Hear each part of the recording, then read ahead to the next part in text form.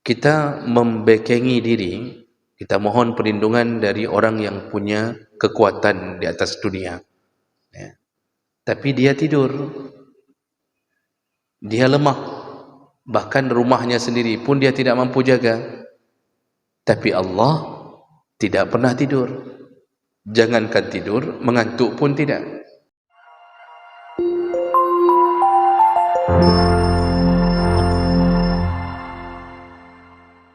Assalamualaikum warahmatullahi wabarakatuh. Alhamdulillahirabbil alamin. Hamdan katsiran thayyiban mubarakan fi. Asyhadu an la ilaha illallah wahdahu la syarika lah. Wa asyhadu anna Muhammadan 'abduhu wa rasuluhul karim. Allahumma shalli wa sallim ala nabiyyina wa sayyidina al-Mustafa Muhammadin wa ala alihi wa ashabihi ajma'in. Amma ba'd. Rabbi shrah li sadri wa yassir li amri wahlul 'uqdatam min lisani yafqahu qawli. Segala puji bagi Allah, kemudian salawat dan salam pada Rasulullah, pada keluarga dan seluruh sahabat-sahabatnya. Bapak-bapak dan ibu-ibu yang Allah muliakan insyaallah. Kita masih membahas tentang anjuran untuk membaca zikir-zikir di antara pagi dan sore dengan berbagai manfaat atau fadilah. Di pertemuan kita yang lalu, salah satu yang diajarkan Nabi SAW, barang siapa yang membaca kalimah A'udzu bikalimatillahi tammah min syarri ma khalaq, yaitu aku berlindung kepada kalimah-kalimah Allah dari kejahatan makhluk-makhluknya. Yang membaca ini di pagi hari 3 kali, lalu di sore hari 3 kali, maka tidak ada satu makhluk pun yang bisa mencelakainya. Tidak ada makhluk, baik itu manusia, binatang, atau apapun. Kalau disebutkan contoh di sini, yaitu kalajengking pun tidak akan mampu membuat mudarat. Walaupun dia telah menggigit, tetapi gigitannya tidak akan berefek, racunnya tidak akan memberi mudarat kalau orang bersandar pada kekuasaan Allah Subhanahu wa taala. Baik, kita lanjutkan hadis berikutnya dari Abana bin Utsman. Dari Aban bin Utsman qal sami'tu Utsman bin Affan radhiyallahu anhu yaqul, aku pernah mendengar Utsman bin Affan radhiyallahu anhu berkata, qala Rasulullah sallallahu alaihi wasallam, Rasulullah berkata, ma min 'abdin yaqulu fi sabah kulla yawmin wa masa kulla laylah. Barang siapa yang membaca di setiap pagi dan di setiap sore, yaitu bacaannya di pagi dan sore. Pagi ini boleh ba'da subuh atau di waktu duha, yang penting pagi. Atau sore boleh ba'da al-asar, boleh ba'da al-maghrib. Apa bacaannya? Rasulullah menyebutkan, yaitu bismillahilladzi la yadurru ma'asmihi syai'un fil ardi wala fis sama' wa huwa as-sami'ul 'alim. Dengan nama Allah alladzi la yadurru, yang tidak ada yang bisa memberi mudarat, ma'asmihi syai'un, berkat dari namanya, fil ardi wala fis sama', baik di langit maupun di bumi. wa huwas samiul alim. Allah lah yang maha mendengar dan maha tahu. Jadi kalimah ini kalau dibaca di pagi hari lalu dibaca di sore hari, jumlahnya salasa marrat. Kata Rasulullah, bacalah 3 kali. Pagi 3, sore 3. Jadi ini habis salat subuh langsung baca bismillahilladzi la yadurru ma'asmihi syai'un fil ardi wala fis sama' wa huwas samiul alim. Fala yadurruhu syai', maka dipastikan tidak ada yang bisa memberi mudarat kepadanya. Jadi ini contoh, ini jenis zikir perlindungan yang kedua. Jadi yang kemarin a'udzu bikalimatillahi tammah min syarri ma khalaq. Ini ada satu bacaan untuk berlindung diri, 3 kali dibaca pagi, 3 kali dibaca sore, maka tidak ada makhluk baik di langit maupun di bumi yang bisa mencelakai atau memberi mudarat pada orang yang membacanya. Lalu kemudian perawi hadis, wa kana abana qad asabahu tarafu falijin. Nah, ketika Aban bin Osman ini menyampaikan hadis ini dari Rasulullah, beliau dalam keadaan kakinya ada tertimpa satu kesakitan. Tidak disebutkan kenapa penyebabnya. Jadi ditimpa oleh rasa sakit di kakinya. Faja'ala ar-rajul yanzuru ilaihi. Sahabatnya melihat ke arahnya. Maksudnya, tadi engkau mengatakan bahwa Nabi mengatakan barang siapa yang membaca kalimah ini 3 kali pagi, 3 kali sore tidak akan ditimpa apapun yang sifatnya mudarat. Tapi engkau sendiri kakimu ditimpa sesuatu. Ini seperti bekas gigitan, tapi tidak disebutkan apa binatang apa yang menggigitnya. Faqala Aban. Jadi sahabat ini merasa ini kayaknya ada yang enggak betul nih. Dia baca tentang fadilah bacaan itu, tapi dia sendiri kakinya dalam keadaan sedang ditimpa sesuatu. Lalu Aban bin Osman berkata, "Ma tanduruna amma innal hadis kama haddastuka."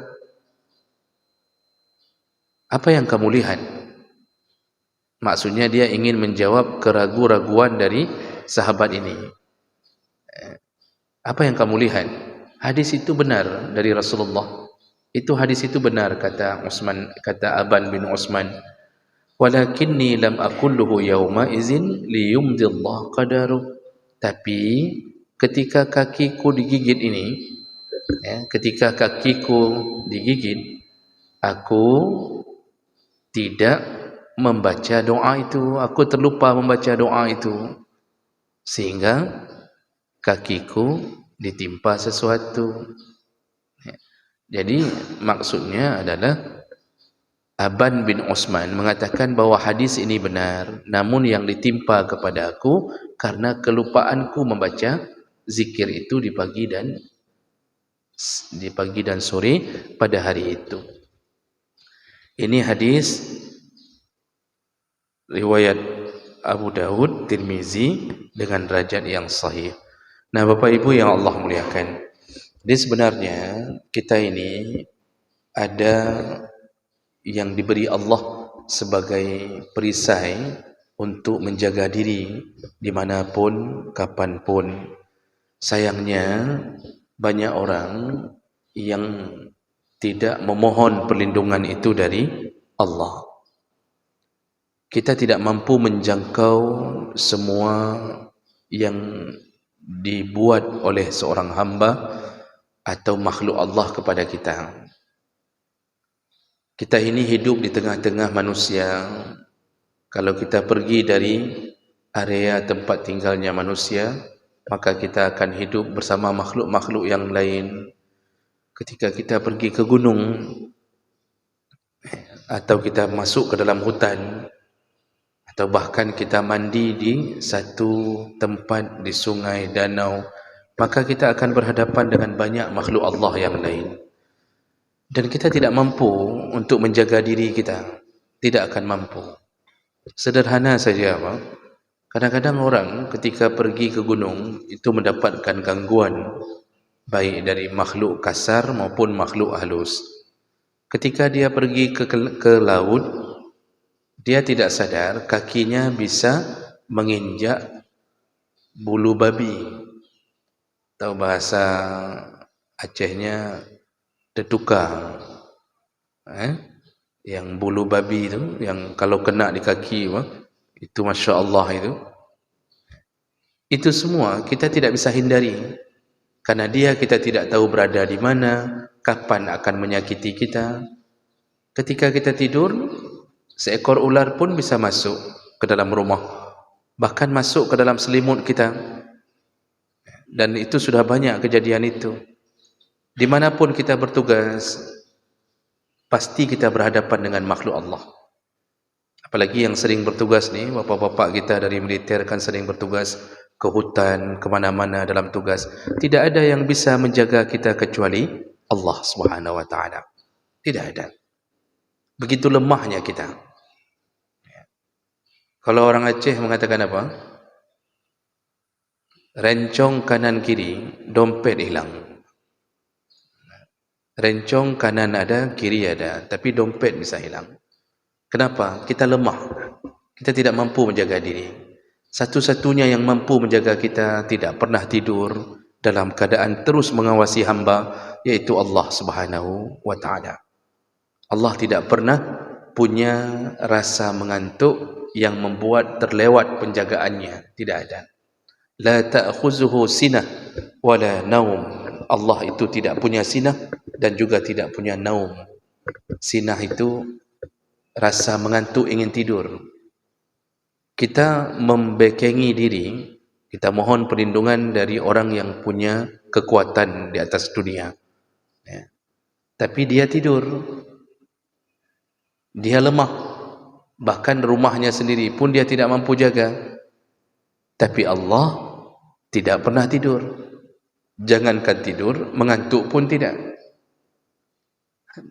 Makanya Nabi mengajarkan, mau engkau dijaga oleh Allah terus-terusan, baik pagi maupun siang atau sore atau malam, bahkan dari ketika engkau tertidur pun Allah menjagamu, maka bacalah zikir-zikir ini, kata Nabi. Jadi ini kalau bisa diamalkan, didawamkan, insya-Allah kita terjaga.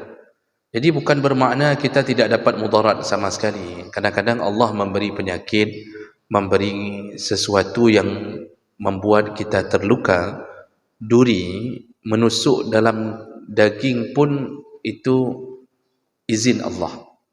Namun kadang-kadang Allah memberi itu dengan porsi untuk menaikkan derajat kita melalui kesabaran, atau Allah memberi itu untuk mengampunkan dosa-dosa kita. Itu semua izin Allah. Tapi kalau yang sifatnya orang sudah baca zikir ini, maka Allah tidak akan membuat semua yang mendatanginya tidak akan jatuh ke dalam kondisi yang dia akan mudarat setelah itu. Tidak. Jadi hanya sekedar pengampun dosa, penguji kesabaran, tidak akan jatuh ke dalam kemudaratan kecuali izin Allah. Dan ini, bacaan ini itu di dalam riwayat-riwayat yang lain itu disebutkan beberapa sahabat mengamalkan ini dan mereka pernah digigit di padang pasir, digigit kalajengking, tapi tidak memberi mudarat. Hanya gigitan saja. Hanya gigitan yang tidak membuat racunnya bergerak. Inilah kekuatan daripada zikir-zikir yang diminta atau disunnahkan oleh Nabi sallallahu alaihi wasallam. Baik. Jadi mudah-mudahan bisa diamalkan. Satu hadis lagi. Berikutnya dalam hadis Abi Ayyash. Jadi hadis ini dari Abi Ayyash radhiyallahu anhu, anna Rasulullah sallallahu alaihi wasallam qala, Rasulullah pernah berkata, man qala iza asbaha, barang siapa yang membaca zikir ketika subuh atau ketika pagi, bunyi zikirnya adalah la ilaha illallah wahdahu la syarikalah lahul mulku wa lahul hamdu wa huwa ala kulli syai'in qadir. Sederhana Pak, sudah sering kita ucapkan. Dan kalau kita berzikir dengan zikir tuntunan Nabi setelah solat, otomatis ini terucap setiap waktu, malah setiap 5 waktu. La ilaha illallah wahdahu la syarikalah lahul mulku wa lahul hamdu wa huwa ala kulli syai'in qadir. Apa kata Rasulullah yang membaca zikir ini di waktu pagi? Kana lahu adlu raqabatin min waladi Ismail, maka dia mendapatkan pahala seperti memerdekakan budak dari keturunan Ismail. Ya, jadi maksudnya pahala seperti membebaskan budak. Membebaskan budak itu kan mahal. Dulu membebaskan budak itu bisa mencapai ribuan dinar. Dinar itu emas. Jadi untuk membebaskan budak itu perlu uang, mungkin kalau sekarang mencapai seratusan lebih. Seratusan juta lebih untuk membebaskan seorang budak. Membeli budak dan juga membeli untuk membebaskannya. Tapi kita bisa dapatkan pahala sebesar itu dengan kalimah ini. Kemudian wa kutiba lahu asyru hasanat. Bukan itu saja kata Nabi, tapi Allah akan berikan untuknya 10 kebaikan. 10 kali lipat kebaikan. Jadi seperti orang berbuat baik lalu dikali lipatkan oleh Allah 10, itu sama dengan orang yang mengucapkan kalimah tadi. Kemudian wa hutta anhu asyru sayi'at, dihapuskan darinya 10 keburukan. Jadi apa yang pernah kita lakukan yang bentuknya dosa-dosa kecil, kesalahan-kesalahan kita, maka Allah bisa hapuskan 10 dengan sekali mengucapkan itu. Kemudian wa rufi'a lahu asyru darajat, Allah bisa angkat orang yang mengucapkan itu derajatnya, yaitu 10 kali lipat derajatnya diangkat. Ini derajat di akhirat. Kita ini Pak, ketika berada di akhirat, salah satu yang dibantu yaitu mengangkat derajat. Kata para ulama, kalau selayaknya kita dapat surga yang model di bawah, walaupun sudah surga, tapi kita dapatnya yang model di bawah, maka kalau sering mengamalkan kalimah-kalimah ini, Allah mengangkat derajatnya menjadi 10 kali. Di situ dinaikkan derajatnya. Jadi dari surga bawah menjadi surga atas. Itu contoh seseorang yang dimaksud dengan menaikkan derajat. Karena di dunia kita tidak butuh untuk dinaikkan derajat. Malah yang sudah berderajat pun disuruh turun-turunkan derajatnya. Jangan terkesan sombong. Jadi jangan terjebak ke penyakit takabur, yang punya derajat pun disuruh turun-turunkan. Nabi SAW itu manusia yang paling menghambakan diri kepada Allah. Dan Nabi berlaku hidup seperti seorang hamba. Sampai makan pun Nabi tidak mau duduk di atas sofa. Nabi makan tidak mau duduk bersandar, tidak mau duduk di atas kursi, di atas sofa. Jadi Nabi duduknya di lantai kalau makan, dengan melipat kakinya yang sebelah kanan diangkat, pahanya sebelah kanan diangkat, diturunkan yang sebelah kiri. Nah, itu menunjukkan derajat Nabi direndahkan, dia merendahkan dirinya di hadapan Allah. Jadi kita ini, derajat kita ini paling tinggi ketika paling rendah di hadapan Allah. Derajat kita paling tinggi ketika kita berhasil membuat diri kita paling rendah di hadapan Allah. Makanya Allah memanggil hambanya yang tersayang dengan kalimah abdun. Kalau sudah dipanggil Allah abdun, itu berarti manusia itu paling tinggi derajatnya di sisi Allah. Makanya coba lihat, Nabi Muhammad dipanggil abdun oleh Allah.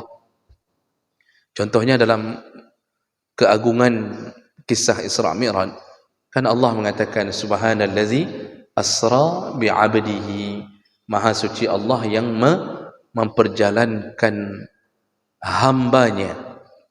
Abdihi itu panggilan untuk Nabi.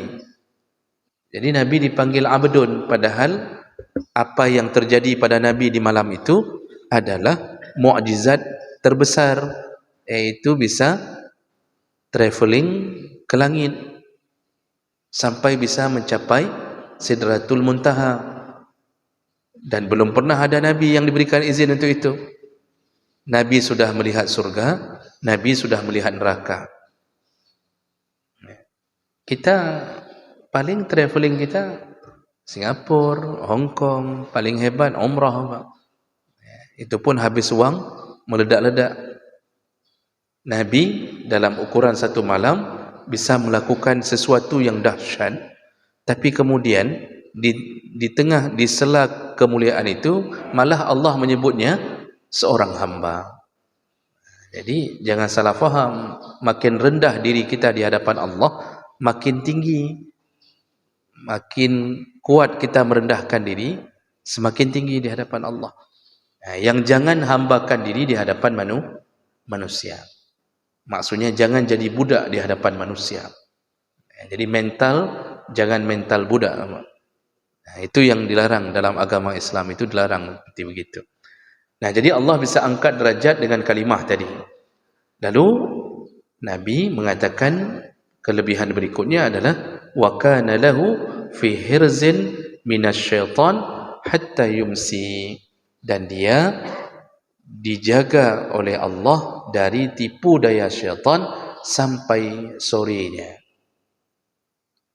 Tipu daya syaitan tentu yang dimaksud adalah kita akan diusahakan untuk berbuat maksiat antara pagi dan sore. Dengan membaca kalimah la ilaha illallah wahdahu la syarikalah lahul mulku wa lahul hamdu wa huwa ala kulli syai'in qadir, maka Allah akan menjaga agar syaitan tidak mampu menipu kita dengan tipu dayanya. Bapak Ibu yang Allah muliakan, perlu diwaspadai, syaitan ini punya banyak langkah. Makanya Allah mengatakan wala tattabi'u khutuwatis syaitan, janganlah engkau mengikuti langkah-langkah syaitan. Allah jamakkan langkahnya. Banyak sekali langkah syaitan. Tidak bisa masuk dari kanan, dia datang dari kiri. Tidak bisa dari kiri, dia datang dari depan, dia datang dari belakang. Apapun dia bisa lakukan. Jangan mengira kita lepas daripada usahanya. Apalagi Allah mengizinkan di setiap kita ada syaitan, ada qarin yang terus berusaha menjatuhkan kita. Tidak ada yang mampu melawannya karena dia gaib. Kita melawan sesuatu yang gaib. Dia ada, tapi kita enggak bisa melihat. Kalau bisa lihat, bisa kita tampar, bisa kita pukul. Enggak bisa kita lihat, tapi dia terus menggoda kita untuk masuk ke dalam jurang maksiat. Maka siapa penjaganya? Allah. Bagaimana cara jaga? Ucapkanlah di pagi hari kalimah tadi. Allah jaga. Jadi maksudnya keinginan berbuat maksiat ada. Jadi kan syaitan tu yuwaswis. Selalu begitu.